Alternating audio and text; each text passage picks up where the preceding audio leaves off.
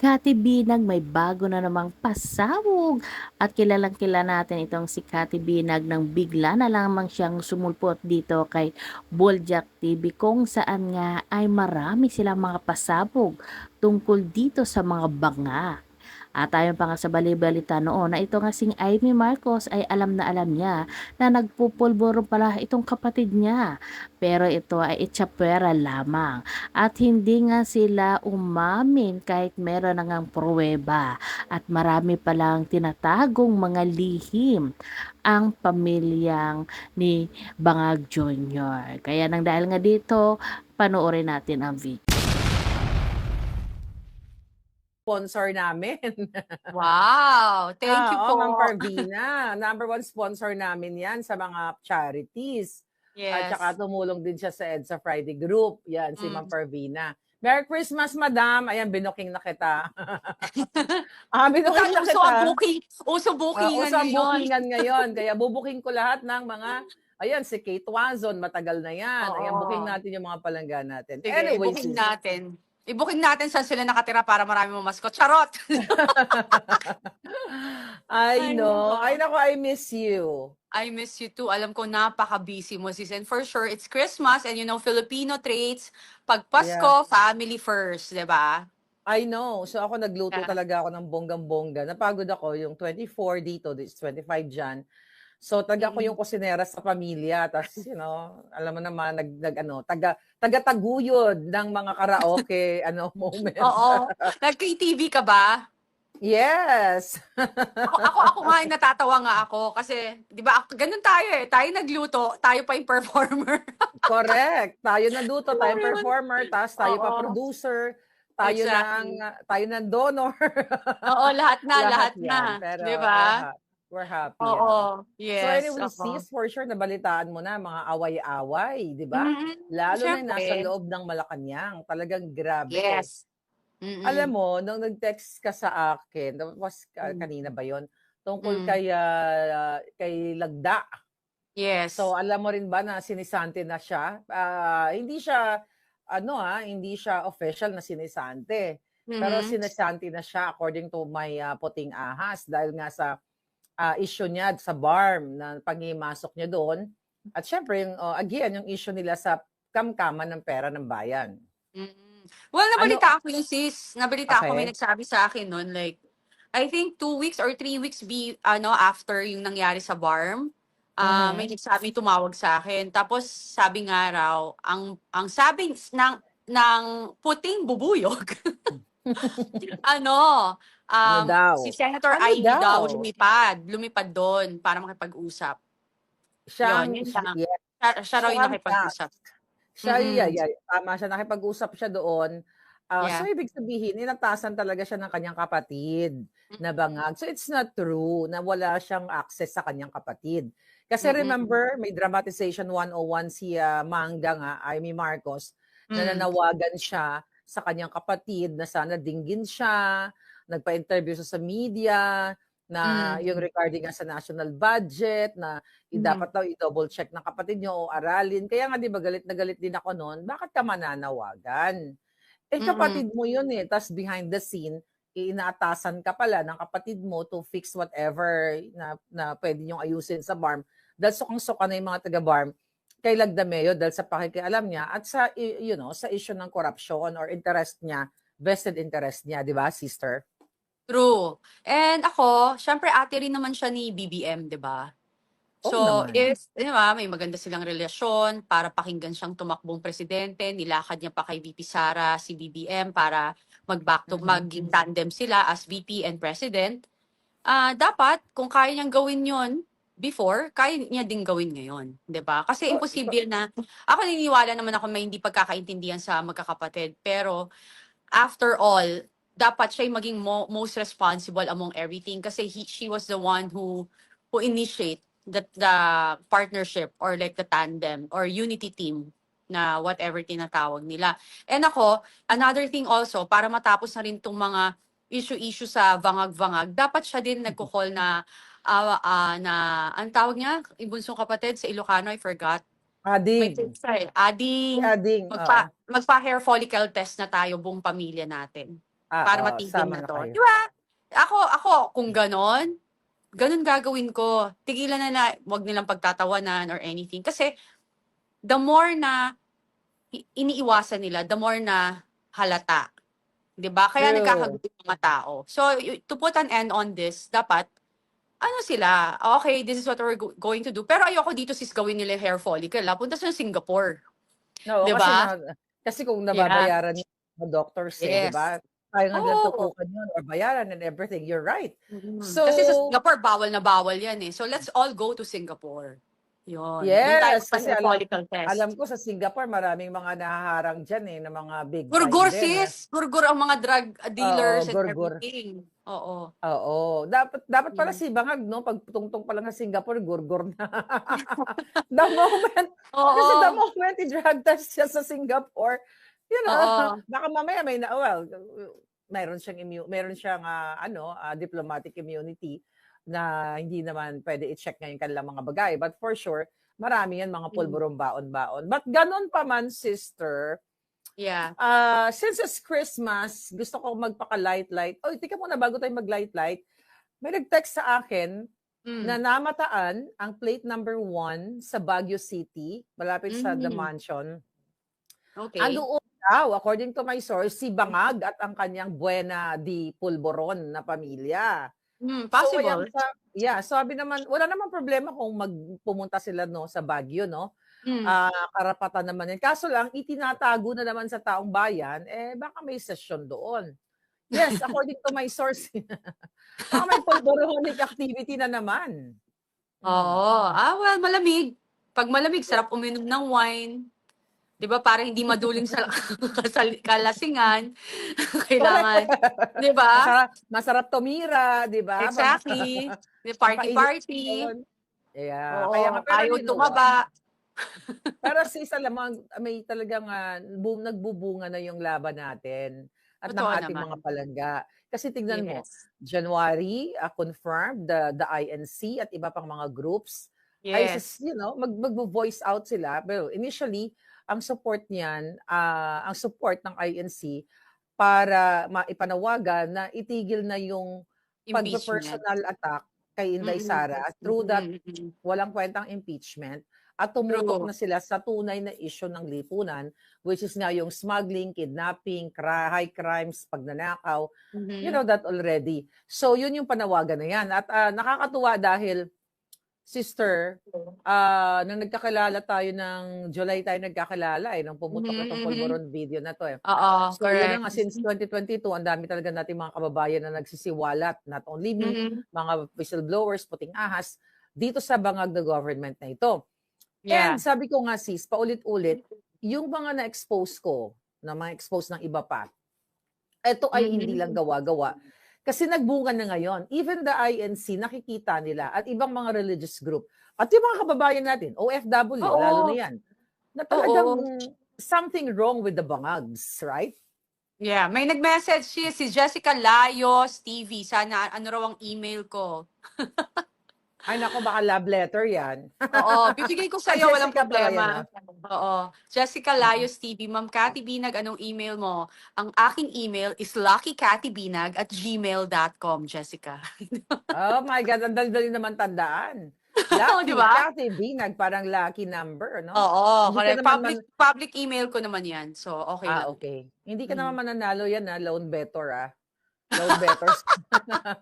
Sa Sana, PCSO. sis, alam mo, panalunin sana naman tayo nang may pakinabang naman. Tapos idodonate natin sa taong bayan. Kaso hindi tayo tumataya ng loto. Yun yung problema. Sis, actually, meron tayong options. Ako, meron akong choice nung nasa kanila pa ako. Pwede ako manalo, hindi lang 1,000,000. Baka Mhm. bilyon kung pumayag ako sa kanilang mga pagnanakaw. Hindi Correct. ko na kailangan True. manalo. Kaya pwede ako Correct. maging bagman ni Lisa Tanas. But we chose not to be part of the kawatans, right? Di bale, panalo naman ang ating alindog sa puso ng bayan. O, di ba? True. And again, I'm going back there yung sa INC na rally sa Oo. January 30 na matutuloy na. Kasi apparently kasi at first may nag-post noon, 'di ba? In advance yung post before i-announce ng INC, which is today, alam ko sa kanilang pagsamba, in-announce na nila 'yon. Kasi ang ayaw lang natin kasi na Pangunahan. mapangunahan, or either like we don't have the right to do it Do also, it. right? Officially. Even That's though true. meron tayong alam, hindi natin dapat pinapangunahan kung ano man yung mga organization na sa kanilang mga dapat gawin. Second to that, meron kasing nag-post na ang sabi niya, a rally for injustice, ginastify niya yon. Actually, nag-comment pa siya sa section nung sabi ko, hindi po about injustice, it's a peace and peace rally, prayer and peace rally, which is totoo naman kasi ang panawagan naman talaga ng INC is talagang tigilan nyo na yan. Dapat tayo nagkakaisa tayo, tigilan nyo ng tirahin si Sara, VP Sara. Dapat ang inaatupag ng Quadcom or ng Kongreso ay magpatupad ng batas at hindi mangbuli. 'Di ba? Kasi yun naman talaga yung pinangako nilang tungkulin sa Yun yung bayan. mandate nila, oo. Correct. Exactly. So yun lang, Corrected sabi ko by nga, wala namang problema, matutuloy yung 13, pero wag nyo lang babahiran ng, ano mo yun, dadagdagan nyo ng wording na hindi naman yun talaga yung sinasabi ng INC, 'di ba? Wag na tayong gumatong, 'di ba, na kung ano man, hayaan natin sila pagdating ng 13, if you want to support, let's support them, let's pray with them, 'di ba? Tapos from there, let's see what will happen, 'di ba? Ganun lang naman yun. Magpasalamat na lang tayo na may mga nananawagan na ganyan, na isang That's malaking true. grupo, 'di ba? Oo, at Ayun. saka dapat talaga sumuporta na kasi yung nakausap ko Mm. ngang puting ahas na talagang may magaganap. Mm. Hindi naman ito'y hiwalay dito sa INC na may magaganap talaga na pagtitipon. Sabi ko nga Yeah. pagtitipon at nananawagan sila na Mm. pag may mga pagtitipon na ganito, may Yeah. peaceful rally, movement or whatsoever, 'di ba? Dapat Mm. yung mga Pilipino ay makialam kasi hindi na nga ito usapin ng just only to what do you call it, to stop the Quadcom, the Bangag administration Mhm. para hindi i-impeach si Sara. Ito rin ay Mm. panawagan nila dahil nakikita nila sis, yun talagang paglulustay, pagnanakaw, high crime, smuggling, kidnapping, na ang involved ay walang iba kundi yung kanilang presidente. 'Di ba? Yung presidente niyo diyan. Mhm, So, yeah. yun yung panawagan. Kaya nga tama ka doon. So, wag natin rephrase, I mean, dagdagan yung panawagan ng INC, but Mm. your group, let's say iba-ibang grupo, pwede naman kayo Mhm. magsigaw ng panawagan Yeah. ninyo. Tama na, Mm. kung ano man yon, whatever, di ba?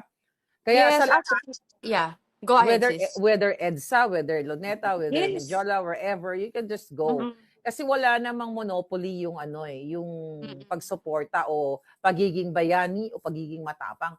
Wala yan. Agree. Lahat tayo kasali dyan. Lahat Tama ng naman. nagsasalita. At saka yun nga sana ako ngayong Pasko nga, sis. Merry Christmas, everybody! Happy holidays! 'Di Happy ba? holidays, my Ang darling! Yes, ang wish ko lang, sis, yung parang, hindi na parang, yung talagang na tayo, na may mga paninindigan tayo, may kanya-kanya tayong prinsipyo, paniniwala, at karakter, is wag na din nating ipilit yung mga opinion natin sa ibang tao. 'Di ba? Ang importante, True. ang iisa lang yung ating laban, wag na tayong mang-insulto, wag na tayong mangbuli, wag na nating ibaba ang integridad o karakter ng isang individual. Kung ayaw nyo sa tao, wag na. Alam mo yung parang, hindi parang ako na parang, Parang may wag nyo na lang pansinin, ignore, okay? Parang if you want to, ilantad yung katotohanan, lantad, wala namang masama. Then from there, tapos na. 'Di ba? So, kasi, you don't need to prove anything to anybody if you're not doing anything wrong. And kitang-kita naman ng tao kung ano yung magiging katotohanan. And doon din sa mga bully na makukulit, na ayaw rin magpaawat. Parang listen. Kasi, wala namang mapupuntahan kung palagi tayong may bangayan. Isa lang bangayan na, kabangayan at kalaban. Yung mga Isa lang ang kabangayan, kabangagan. kabayan natin. Papahamak sa ating bayan. My God, nakikita mo ba, sis? 'Di ba? Kitang-kita naman ng ating ekonomiya ay bumabagsak. Ang stocks natin bumabagsak. Ngayon, we are overflowing with yung mga properties like development, yung rentals now ay babagsak this coming Sobrang year kasi tumataas. sobrang babagsak, sis, kasi sobrang daming space na available.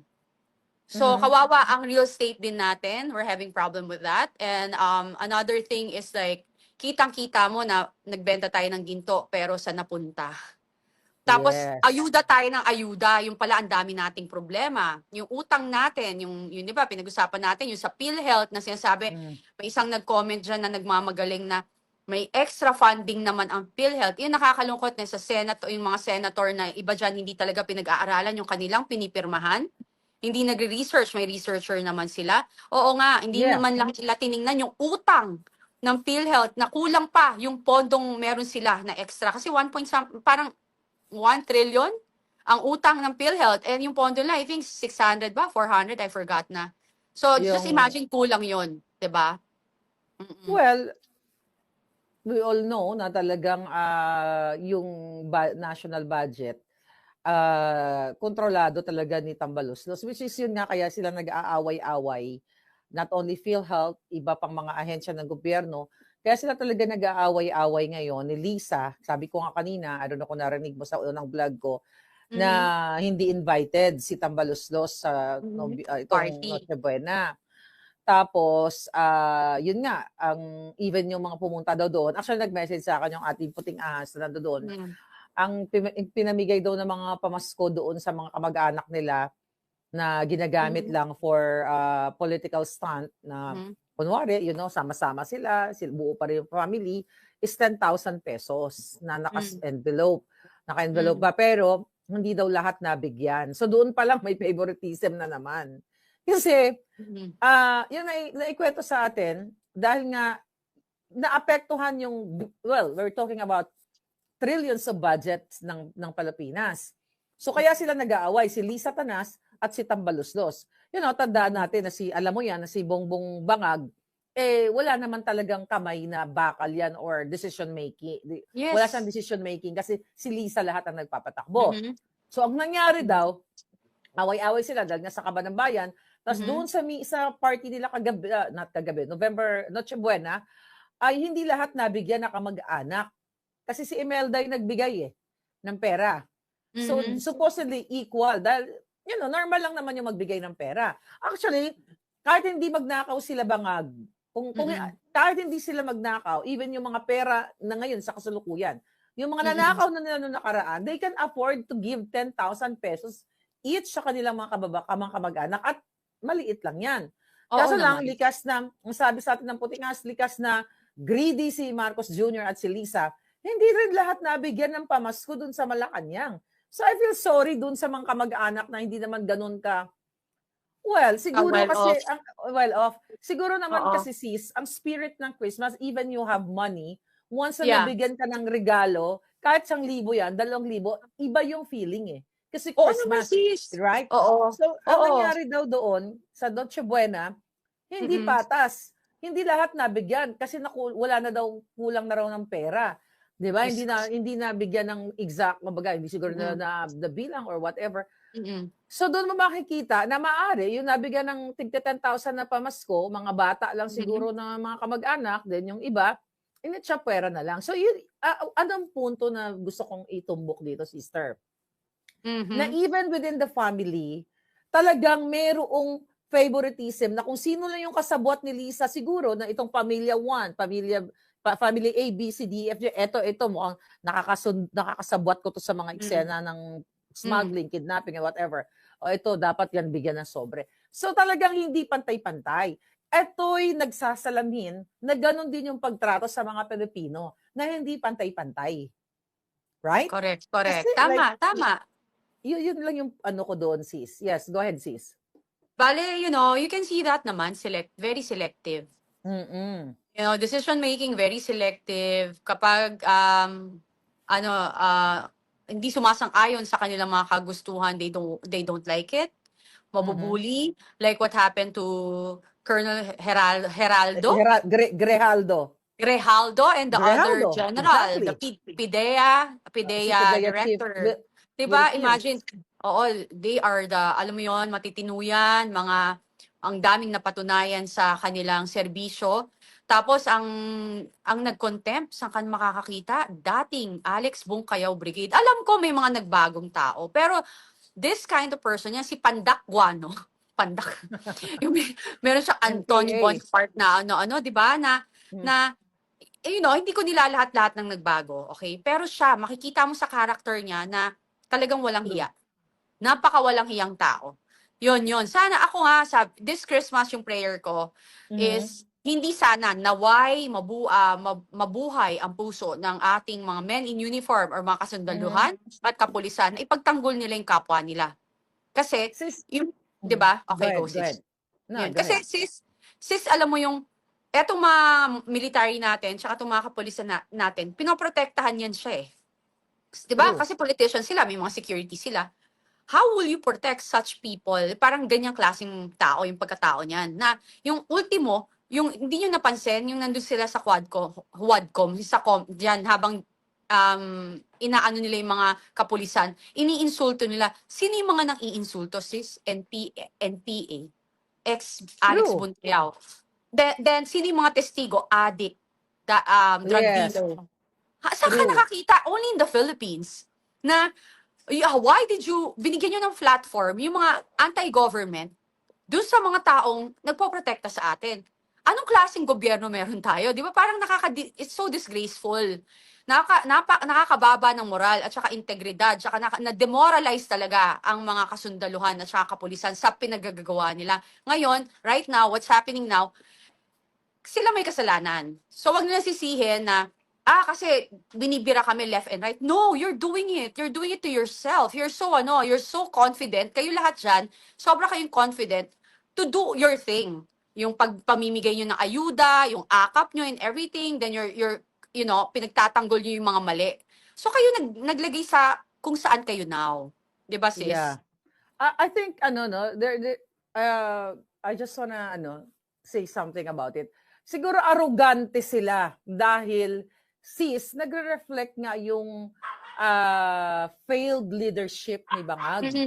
Kasi Yes. malakas ang loob nila kasi we all know na they are cohorts of Liza Tanas, Yes. of Lisa Marcos, and Martin Romualdez, the Tambaluslos. So kaya parang yan sis parang mga preso sa bilangguan. Kapag ikaw ay bata-bata ng warden, malakas ang loob mo masiga-sigaan. Malakas ang loob mo manaksa, manggurgur o kung ano pa man, magbenta ng pulburon sa loob ng kulungan, which is nangyayari yan. So it's the same thing. Na kumbaga si Marcos Jr. at si Lisa Tanas ay warden ng kulungan. Na inaatasan nila, yung mga yan, sige, gumurgur kayo, mangbuli kayo, kami bahala sagot. Hindi naman yan kikilos yung mga ganyan sa Congress kung hindi yan protektado ng Bangag administration. Kaya ngayong panawagan natin talaga, wakasan na natin ang mga biyutang Genemes. Kaya makiisa kayo sa peaceful movement natin at ang panawagan ni pangalan nito ni Pangulong Duterte na kung pwede lang civil disobedience. Na wag na kayo muna magbayad, isuspend mo muna. Taxes. O taxes, Yeah. not only that, kung pwede natin isuspend ang dapat like yung mga jeepney drivers, lahat, mga nasa opisina, 1 day, 2 days yan. Ligwak na